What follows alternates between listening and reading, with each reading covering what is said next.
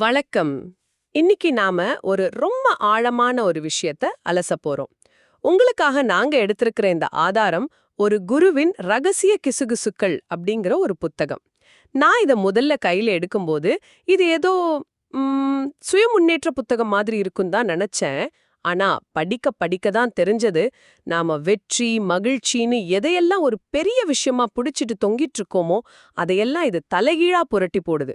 இது ஒரு குருவுக்கும் அவரோட சீடருக்கும் நடக்கிற ஒரு உரையாடல். ஆனா இதுல குரு சொல்ற பதில்கள் எதுவுமே நாம எதிர்பார்க்கிற மாதிரி இல்ல. ரொம்பவே விசித்திரமா, சில சமயம் நமக்கு கோபம் வர வைக்கிற மாதிரி கூட இருக்கு. இன்னைக்கு நம்ம நோக்கம் என்னன்னா, அந்த குரு சொல்ற சில வழக்கத்துக்கு மாறான கருத்துக்களை ஆழமா புரிஞ்சிக்க முயற்சி பண்றதுதான். நாம பொதுவா நம்புற விஷயங்களை அவர் ஏன் எப்படி கேள்வி கேட்கிறாருன்னு பார்க்கலாம். நீங்க சொல்றது ரொம்ப சரி. இது வெறும் தகவல்களை கொடுக்கிற புத்தகம் இல்ல. நம்மள நாமளே கேள்வி கேட்டுக்க வைக்கிற ஒரு உரையாடல் இது. நாம எல்லாருமே ஒரு இலக்க நோக்கி ஓடிட்டு இருக்கிறோம். வெற்றி, பணம், சந்தோஷம், புகழ்னு ஏதோ ஒண்ணு. ஆனா அந்த ஓட்டமே ஒரு பொறி அப்படின்னு இந்த குரு சொல்றாரு. அந்த பொறியிலிருந்து எப்படி வெளியே வர்றதுன்னு அவர் சொல்ற வழி நாம யோசிக்கிற மாதிரி தியானம், பயிற்சின்னு இல்ல. அது முற்றிலும் வேறொரு தளத்துல இருக்கு. இன்னைக்கு நாம அந்த பாதையத்தான் கொஞ்சம் ஆழமா பார்க்க போறோம். அருமை. அப்போ நாம எல்லாரும் ஓடுற அந்த முதல் விஷயத்துல இருந்து ஆரம்பிக்கலாம். வெற்றி. புத்தகத்துல ஒரு கட்டத்துல சீடன் ரொம்ப ஆசையா குரு கிட்ட போய் வெற்றியோட ரகசியம் என்ன அப்படின்னு கேக்குறான். நாம எல்லாரும் கேட்க நினைக்கிற கேள்விதானே அது. ஆனா குருவோட பதில் ஒரு பெரிய அதிர்ச்சி. அவர் சொல்றாரு, வெற்றிங்கிறது நாமளே உருவாட்டிக்கிட்ட ஒரு நாடகம் அப்படின்னு. எனக்கு இதை கேட்டது ஒண்ணுமே புரியல. அப்புறம்தான் அவர் ஒரு உதாரணம் சொல்றாரு. ஜப்பான்ல வாழ்ந்த புகழ்பெற்ற வாழ் வீரர் மியாமோட்டோ முசாஷி பத்தி பேசுறாரு. முசாஷி தன் வாழ்நாள்ல 60க்கும் மேற்பட்ட சண்டைகள்ல ஈடுபட்டு ஒண்ணுல கூட தோத்ததில்லையாம். எப்படி இப்படி ஒரு சாதனைய செஞ்சாரு? அதுக்கு குரு சொல்ற காரணம் தான் இங்க ரொம்ப முக்கியம். முசாஷி ஜெயிக்கணுங்கிற எண்ணத்தோட சண்டை போடவே இல்லையாம். அவரோட முழு கவனமும் வாழ்வீச்சுல ஒரு முழுமையான தேர்ச்சி அடைறதுல, அதாவது ஒரு மாஸ்டர் ஆகுறதுல தான் இருந்துச்சு. வெற்றி தோல்விங்கிறதே அவர் மனசுல இல்ல. இதோட உச்சகட்டமா குரு ஒரு வரி சொல்றாரு, வெற்றி என்பது சராசரி மனிதர்களுக்கானது. எனக்கு நிஜமா இது படிச்சதும் கொஞ்சம் கோபம் கூட வந்துச்சு. அப்போ வெற்றியை தேடுறது தப்பா? இந்த கோபம் வர்றது ரொம்ப இயல்புதான். ஏன்னா நம்ம சமூகம் முழுக்க முழுக்க வெற்றியை கொண்டாடுற ஒரு சமூகம் இல்லையா? ஆனா குரு இங்க என்ன சொல்ல வராருன்னு கொஞ்சம் நிதானமா யோசிச்சு பார்க்கலாம். அவர் 2 விஷயங்களை பிரிக்கிறாரு. ஒன்னு விளைவு, அதாவது வெற்றி. இன்னொன்று செயல்முறை, அதாவது தேர்ச்சி. விளைவு, செயல்முறை. சரி. இத ஒரு நவீன உதாரணத்தோட புரிஞ்சுக்கலாம். ஒரு சாஃப்ட்வேர் கோடர் இருக்காருன்னு வச்சுப்போம். அவர் வேலையோட நோக்கம் அடுத்த ப்ரமோஷன் வாங்கணும், டீம் லீட் ஆகணும், நிறைய சம்பளம் வாங்கணுங்கிறது மட்டும்தான். இது வெற்றியை மையமா வச்ச அணுகுமுறை. இப்போ இன்னொரு கோடர் இருக்காரு. அவருக்கு ப்ரமோஷன், சம்பளம் எல்லாம் முக்கியம்லாம். ஆனா அதையும் தாண்டி அழகான, திறமையான, ஒரு பிழையே இல்லாத ஒரு கோடு எழுதணுங்கிறதுல ஒரு தீராத தாகம் இருக்கு. அந்த வேலையை செய்யறதே அவருக்கு ஒரு ஆனந்தம். இது தேர்ச்சியை நோக்கிய பயணம். புரியுது. குரு சொல்றது என்னன்னா, நீங்க 2வது நபரா இருக்கும்போது, அதாவது தேர்ச்சியை தேடும்போது வெற்றி தானா ஒரு துணை விளைவா வரும். ஆனா நீங்க முதல் நபரா வெற்றியை மட்டும் துரத்தும்போது உங்க வாழ்க்கை முழுக்க ஒரு பதட்டமாவே இருக்கும். ஆமா, அடுத்தவங்களோட ஒப்பிட்டு பாக்குறது. கரெக்ட். பொறாம, தோத்துட்ட என்ன பண்றதுங்கிற பயம்னு ஒரு நிரந்தர மன அழுத்தத்துல தான் இருக்க வேண்டியிருக்கும். முசாஷி அந்த 2வது ரகம். அதனாலதான் ஒரு தோற்கடிக்க முடியாதவரா இருந்தாரு. நீங்க சொல்றது நல்லா புரியுது. அதாவது அந்த வேலைய நேசிக்கிறதுக்கும் அந்த வேலையால கிடைக்கிற பலனை மட்டும் நேசிக்கிறதுக்கும் உள்ள வித்தியாசம் இது. ஆனா அந்த தேர்ச்சி அடையறதுக்கு கடின உழைப்பு மட்டும் போதுமா? குரு அதையும் மறுக்கிறாரு. இன்னொரு உரையாடல்ல சீடன் கேக்குறான், மத்த குருக்களை விட நீங்க எப்படி இவ்ளோ சிறந்தவரா இருக்கீங்கன்னு. அதுக்கு குரு சொல்ற பதில் இன்னும் ஆச்சரியமா இருக்கு. அவர் சொல்றாரு, நான் என் உள்ளுணர்வின் மீது காதல் கொண்டிருக்கிறேன், அதுதான் என் நம்பகமான துணை அப்படின்னு. வெறும் நுட்பங்களையும் பயிற்சியையும் மட்டுமே நம்புறவங்க ஒரு கட்டத்துக்கு மேல வளர மாட்டாங்க. ஆனா உள்ளுணர்வுங்கிறது எல்லையற்றது. அந்த உள்ளுணர்வோட ஒரு தொடர்பை ஏற்படுத்திக்கிறதுல தான் உண்மையான உழைப்பே இருக்குன்னு அவர் சொல்றாரு. இது ரொம்ப எப்படி சொல்றது, ஒரு பக்கம் கடின உழைப்பு வேணாங்கிற மாதிரி இருக்கு, இன்னொரு பக்கம் உள்ளுணர்வை நம்புங்கிறாரு. இதை எப்படி நடைமுறை வாழ்க்கையில பாக்குறது? இது ஒரு முக்கியமான புள்ளி. ஹசல் கல்ச்சர்னு சொல்றோமே, அதாவது சதா சர்வகாலமும் உழைச்சிட்டே இருக்கணுங்கிற ஒரு மனநிலை. குரு அதைத்தான் கேள்வி கேட்கிறாரு. நீங்க ஒரு நாளைக்கு 16 மணி நேரம் தப்பான திசையில ஓடினா என்ன பிரயோஜனம்? சரிதான். அந்த சரியான திசையை காட்டுற ஒரு கருவி தான் உள்ளுணர்வு. உதாரணத்துக்கு, ஒரு பெரிய கம்பெனியோட சிஇஓ இருக்காரு. அவர் முன்னாடி 10 ரிப்போர்ட் இருக்கு. எல்லா டேட்டாவும் அனாலிசிஸும் ஒரு முடிவு எடுங்கன்னு சொல்லுது. ஆனா அவரோட உள்ளுணர்வு சொல்லுது, வேண்டாம், இதுல ஏதோ சரியில்லை அப்படின்னு. ஓ, அவர் அந்த உள்ளுணர்வை நம்பி வேற ஒரு முடிவு எடுக்கிறார். சில வருஷம் கழிச்சு பார்க்கும்போது அந்த முடிவு தான் கம்பெனியை காப்பாத்திருக்கும். இதைத்தான் குரு சொல்றாரு. கடின உழைப்பு தேவைதான், ஆனா அந்த உழைப்பை எங்கே எப்படி செலுத்தணும்னு சொல்றது உள்ளுணர்வு தான். அந்த உள்ளுணர்வில் குரலை கேட்க விடாம நம்ம மனசோட சத்தம் தடுத்துக்கிட்டே இருக்கு. அந்த சத்தத்தை குறைக்கிறது ஒரு பெரிய சாதனை தான். சரி. அப்போ வெற்றியை கொடுக்கறது ஒரு நாடகம்னா அடுத்த கேள்விக்கு வருவோம். மகிழ்ச்சி அதுவாவது ஒரு நல்ல குறிக்கோள் தானே? வாழ்க்கையோட நோக்கமே மகிழ்ச்சியா இருக்கிறது தானே நாம எல்லாரும் நம்புறோம். ஆனா இங்கேயும் குரு ஒரு குண்ட தூக்கி போடுறாரு. ஒரு நாள் சீடன் குரு கிட்ட கேக்குறான், குருவே, நீங்க மகிழ்ச்சியா இருக்கீங்களான்னு. குருவோட பதில் நேரடியானது. இல்ல, அவர் மகிழ்ச்சிய முட்டாள்களுக்கான ஒரு தேடல்னோ அது ஒரு ராட்டினம் போன்றதுன்னு சொல்றாரு. எனக்கு இது சுத்தமா புரியுது. மகிழ்ச்சிய தேடுறதுல என்ன தப்பு? அவரு சொல்றாரு, மகிழ்ச்சிய துரத்துறதுன்னா சூழ்நிலைகள் எப்பவும் நமக்கு சாதகமா இருக்கணும்னு எதிர்பார்க்கறதுக்கு சமம். ஆனா வாழ்க்கை அப்படி இருக்காதே. அதனால நாம நிரந்தரமா ஒரு வித மகிழ்ச்சியின்மையிலேயே வாழ்றோங்கிறது தான் அவரோட வாதம். இது ரொம்பவே எதிர்மறையா இல்லையா? மேலோட்டமா பார்க்கும்போது எதிர்மறையா தான் தெரியும். ஆனா அதுக்கு பின்னாடி ஒரு ஆழமான உளவியல் உண்மை இருக்கு.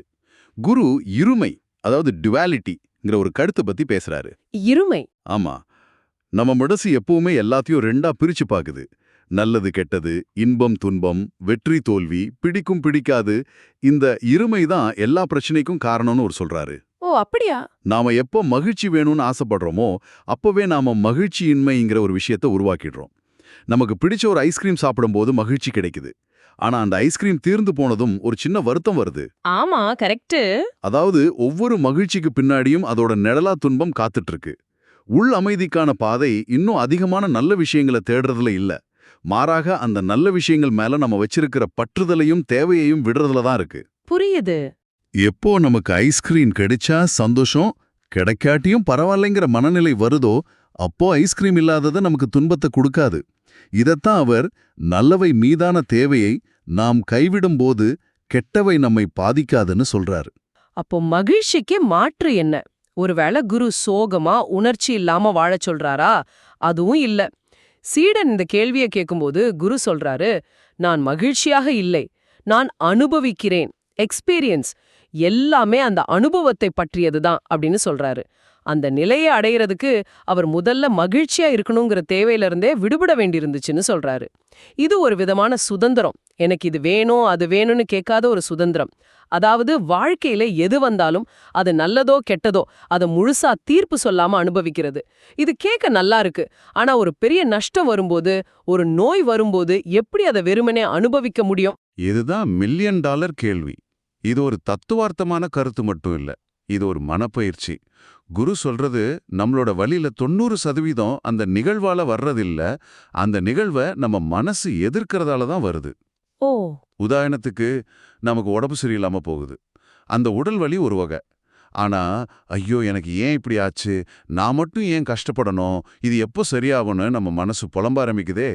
ஆமா, அந்த மனப்போராட்டம். அதுதான் உண்மையான துன்பம். குரு சொல்ற அனுபவிக்கிறதுனா அந்த உடல் வலியை உணர்றது, ஆனா அது மேல எந்த கதையும் உருவாக்காம இருக்கிறது. இது ரொம்ப கடினமான பயிற்சி. ஆனா இது சாத்தியப்படும்போது நம்ம வாழ்க்கையோட தரம் முற்றிலும் மாறிடும். இதத்தான் அவர் தேவையிலிருந்து கிடைக்கும் சுதந்திரம்னு சொல்றாரு. எனக்கு மகிழ்ச்சி வேணுங்கிற தேவையே இல்லாதப்போ மகிழ்ச்சியின்மைங்கிற துன்பமும் இருக்காது. வாழ்க்கை எப்படி வருதோ அதை அப்படியே எதிர்கொள்றது. இப்போ கொஞ்சம் கொஞ்சமா புரியுது. வெற்றியை துரத்துறது, மகிழ்ச்சியை தேடுறது, இந்த எல்லா பிரச்சனைக்கும் மூல காரணம் ஒண்ணுதான்னு குரு சொல்றாரு. அதுதான் நம்ம மனம். மனிதன் தனது அகங்காரத்தின் மூலமாகவும் மனதின் மூலமாகவும் வாழ்வதால தான் அவனது வாழ்க்கை வலியாக இருக்கிறதுன்னு அவர் சொல்றாரு. இத மனதின் சுமையின் கீழ் வாழ்வதுன்னு விவரிக்கிறாரு. ஒரு நிமிஷம் யோசிச்சு பாருங்க. நமக்கு ஓய்வே இல்ல, கடந்த காலத்தை பத்தின வருத்தம், எதிர்காலத்தை பத்தின கவலை, மத்தவங்கள பத்தின அபிப்பிராயங்கள்னு மனசுக்குள்ள ஒரு சந்த மாதிரி எப்போ சத்தம் கேட்டுட்டே இருக்கு. இதுதான் உண்மையான மன அழுத்தம். வெளியில இருந்து வர்ற பிரச்சனைகளை விட இந்த உள் யுத்தம் தான் நம்ம சக்தியை உறிஞ்சுதுன்னு சொல்றாரு. ஆமா, குரு இங்க ஒரு தெளிவான காரண காரிய தொடர்பை வரைஞ்சு காட்டுறாரு. அது இப்படிதான் போகுது. மனம் அகங்காரத்தை, ஈகோவை உருவாக்குது. சரி. அகங்காரம் நல்லது கெட்டது, நான் மற்றவர்கள்னு இருமையை பிரிக்குது. இந்த இருமை இது வேணும் அது வேண்டான்னு தேடலையும் எதிர்பார்ப்பையும் உருவாக்குது. இந்த தேடலும் எதிர்பார்ப்புமே குழப்பம், வலி, கவலைக்கு காரணமா அமையுது. இது ஒரு சங்கிலி தொடர் மாதிரி. அப்போ தீர்வு? அவர் சொல்ற தீர்வு என்னன்னா, இந்த சங்கிலியோட முதல் கண்ணிய உடைக்கிறது தான். அதாவது மனதிலிருந்து விடுபடுவது. மனதிலிருந்து விடுபட்டவுடன் மட்டுமே உண்மையான வாழ்க்கை நிகழ முடியுங்கிறது அவரோட மைய கருத்து. ஆனா மனதிலிருந்து விடுபடுறதுன்னா என்ன? அது எப்படி சாத்தியம்? நம்ம மனசு இல்லாம நாம எப்படி இயங்க முடியும்? இது கிட்டத்தட்ட தற்கொலை பண்ணிக்கிற மாதிரி இல்லையா? இதை நான் படிக்கும்போது எனக்கு இந்த எல்லா கேள்விகளும் வந்துச்சு. குரு இதுக்கு நேரடியான பதில் சொல்லல.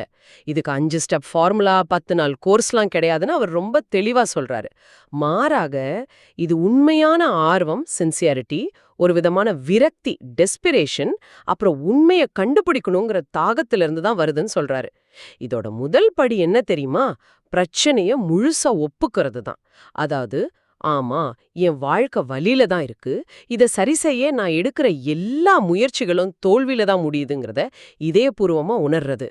இந்த உணர்வு ஆழமாகும்போது ஒரு உண்மையான உந்துதல் இதயத்தில் எழுகிறதுன்னு சொல்றாரு.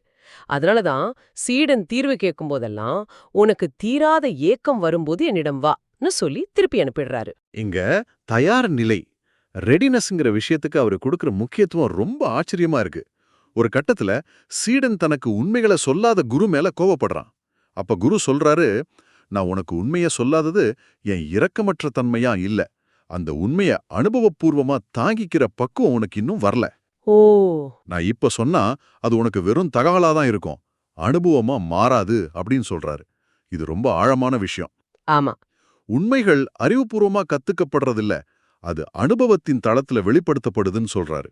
அந்த பாதைங்கிறது நாம எங்கேயோ போய் தேடுறதில்ல, நம்ம சொந்த வாழ்க்கைய, நம்ம மனசோட ஓட்டத்தை ஒரு சாட்சிய போல கூர்மையா கவனிக்கிறது தான். அப்படி கவனிக்கும்போது நம்ம துன்பத்தோட வடிவங்கள் புரிய ஆரம்பிக்கும். அதிலிருந்து விடுபடணுங்கிற ஆசை சமரசமே இல்லாத அளவுக்கு தீவிரமாகும். அந்த தயார் நிலை வரும்போது குரு தானா வழிகாட்டுவாரு. லைகீழா மாத்துறாரு. வெற்றியை துரத்தாதே, ஒரு கலையில தேர்ச்சி பெற முயற்சி செய். மகிழ்ச்சியை தேடாதே, மகிழ்ச்சி வேணுங்கிற தேவையிலிருந்து சுதந்திரமாயிரு. ஏன்னா உண்மையான சுதந்திரம்ங்கிறது வெளியிலிருந்து வரதில்ல, அது நம்ம சொந்த மனசோட குழப்பங்கள், சத்தங்கள்ல இருந்து கிடைக்கிற சுதந்திரம் தான். ஆமா, இதோட மையச் செய்தி இதுதான். நம்மளோட பெரும்பாலான துன்பங்களுக்கு காரணம் சமூக முக்கியம்னு நமக்கு கத்துக் கொடுத்த சில விளையாட்டுகளை நம்ம ரொம்ப சீரியஸா விளையாடுறது தான். வெற்றியின் விளையாட்டு. ஆமா, வெற்றியின் விளையாட்டு, மகிழ்ச்சியின் விளையாட்டு, அடுத்தவங்களோட ஒப்பிட்டு பார்க்குற விளையாட்டு. குருவோட பாதை என்னன்னா, இந்த விளையாட்டுகளோட அபத்தத்தை புரிஞ்சுக்கிறது. இது புதுசா ஏதோ திறமைய வளர்த்துக்கிறது பற்றியதில்ல. ஏற்கனவே நம்மகிட்ட இருக்கிற வாழ்க்கைய நேர்மையாவும் பற்றில்லாமலும் கவனிக்க ஆரம்பிக்கும்போது தானா வர ஒரு பார்வை மாற்றம். கடைசியா உங்களை ஒரு கேள்வியோட விட்டுட்டு போக நினைக்கிறேன். புத்தகத்தோட இறுதியில சீடன் நான் எல்லா உண்மைகளையும் ஏத்துக்க தயாரா இருக்கேன்னு சொல்றான். அப்போ குரு அவன் கேட்ட பல கேள்விகளுக்கு ரொம்ப சுருக்கமா, எந்த விளக்கமும் இல்லாம பதில் சொல்றாரு. கடவுள் இருக்கிறாரான்னு சீடன் கேட்க குரு இல்லைங்கிறாரு. வாழ்க்கையில மிக முக்கியமான விஷயம் என்னன்னு கேட்க எதுக்குமே முக்கியத்துவம் இல்லைங்கிறாரு. நீங்க என் மேல அக்கறை காட்டுறீங்களான்னு சீடன் உருக்கமா கேட்க அதுக்கும் குரு இல்லைன்னு தான் பதில் சொல்றாரு. இந்த பதில்களை கேட்டதும் குரு சீடன் கிட்ட கேக்குறாரு, இந்த உண்மைகள் உனக்குள்ள என்ன செஞ்சதுன்னு. அதுக்கு சீடன் ரொம்ப நேர்மையா சொல்றான், இத சொல்ல இன்னும் காலம் வரவில்லைன்னு. இது உங்களுக்காக ஒரு கேள்வியை விட்டு செல்லுது. ஒரு உண்மைய வெறும் வார்த்தையா அறிவா கேட்கறதுக்கும் அத உண்மையாவே நம்மளோட ஒவ்வொரு செல்லுலயும் உணர்றதுக்கும் நடுவுல ஒரு பெரிய இடைவெளி இருக்கு இல்லையா? அந்த இடைவெளியில அப்படி என்னதான் நடக்குது? யோசிச்சு பாருங்க.